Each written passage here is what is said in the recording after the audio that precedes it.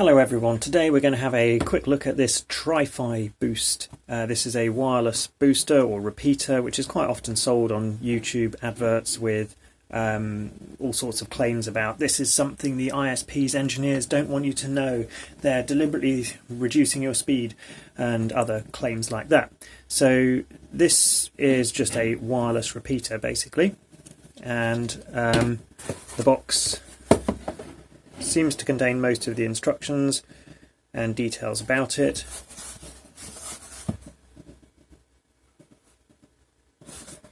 Which ones have we looked at? We haven't looked at that side yet. But it's basically a bit like the Wi-Fi Tron and some other things that I've looked at in the past on this channel. It's made for multiple markets and has a particularly, what I would probably call, unsafe set of attachments. So the US one is not so bad because these contacts are quite well recessed in the in fact that's not US, that's EU in that plug. The UK one, you could really easily just get your fingers on that and have 240 volts straight on to your fingers if that was plugged into the wall and the device fell off. Unlike the whichever one it was I made a video on a while ago, at least this one doesn't just fall off unless you press the button.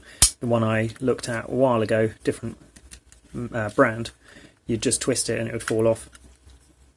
So it's TrifiBoost, default IP address of 192.168.10.1, also has a URL of ap.setup, and the username and password by default is admin, and the password is admin.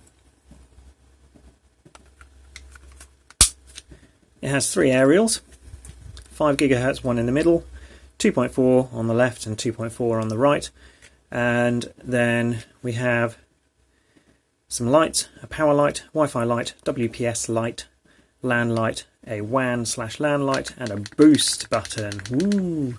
WPS button on the left side over here, 2 network sockets on the underside, the left one of which is LAN, the right is WAN/LAN, and on the right hand side you have a factory reset hole and a switch which goes between repeater mode, which is the middle option, left option is router, and the right option is AP or access point mode. So I'll plug this in and we'll go through the setup and the web interface for it in just a moment. So I need to go to the Wi-Fi that's called TrifiBoost 5G.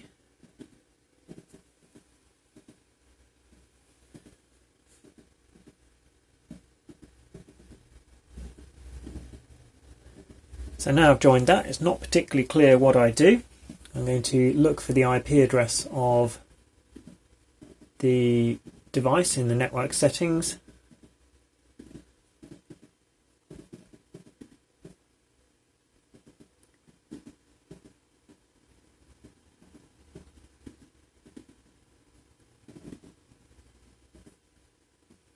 Wow, this new interface.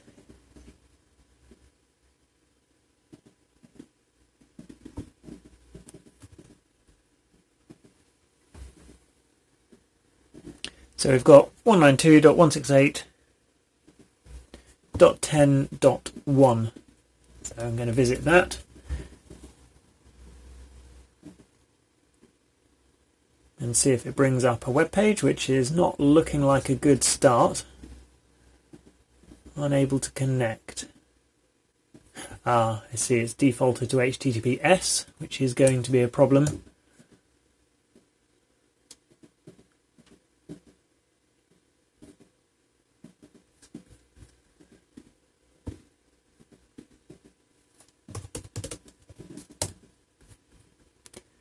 Okay, well I can't ping that IP address either, so we're really off to a bad start here.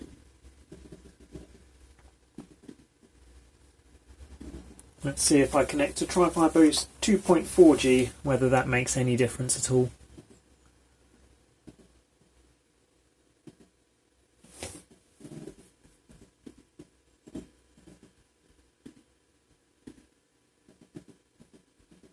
So I don't even have an IP address now.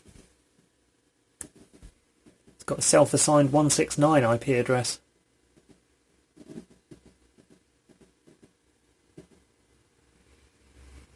Let's go back to the 5 GHz one.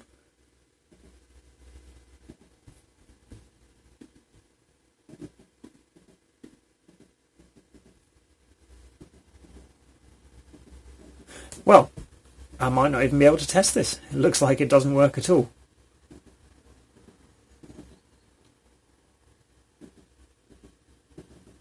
No, self-assigned IP address. Let's switch the TrifiBoost off and back on again and see whether that cajoles it into working. So TrifiBoost 2.4 is in the list again. Let's connect.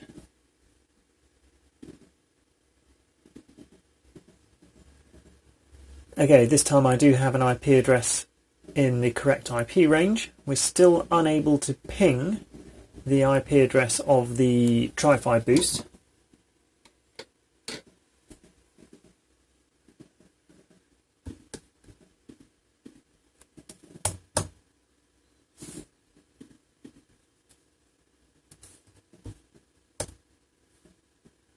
And still unable to load its admin interface. So there are some instructions on the back of this which says, well, yeah, default IP 192.168.10.1.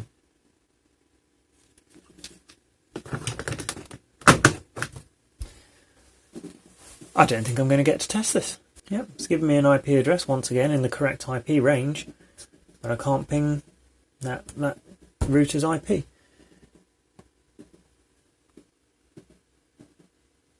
Press the boost button, does that do anything?